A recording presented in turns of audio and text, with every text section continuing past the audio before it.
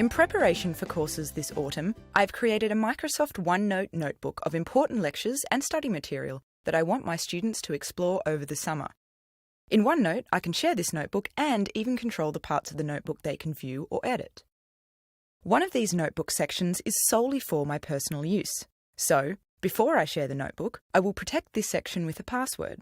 I do that by right-clicking the section I want to restrict access to. Then I click Password Protect this section. On the right, I click Set Password. And then I enter and confirm my password. Then I click OK. Now this section is protected and I'm ready to share the notebook. To share a notebook, on the ribbon, I click the File tab and I select Share. At the top of the window, I see the notebook that I am planning to share.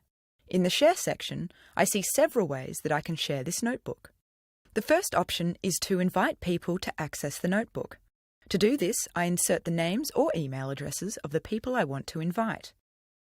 From the drop-down menu, I select the level of permissions I want to grant.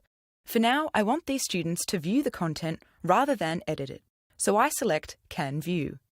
Next, I insert a personal message to make sure that my students understand why I'm sharing the notebook with them. Then I click Share.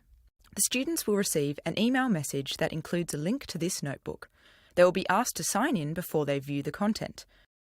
The sign-in ensures that only they have access to the notebook. In the Shared With section, I see all of the individuals with whom I've shared this notebook. At any point, I can remove users from this notebook or change their permissions if they have valuable content to add. To do this, I simply right-click the user and then choose to either remove the user or change his permissions. Back in the Share section, I can also share my notebook by clicking Get a Sharing Link. When I choose this option, OneNote generates a web link that takes users directly to the notebook. So, for instance, if I maintain a blog for my students, I can embed this link in a blog post. Students can click the link to access the notebook without my having to individually invite each student. I can create either a view link or an edit link depending on my needs. OneNote also provides the option to share my notebook during an online meeting. I share my notebook with meeting members by clicking Share with Meeting. This will include a link to my notebook right within the meeting. Finally, using the sharing options, I can move my entire notebook to a new location by clicking Move Notebook. For example, I may consider moving my notebook to a portable drive during a remote field study for easy accessibility without internet access.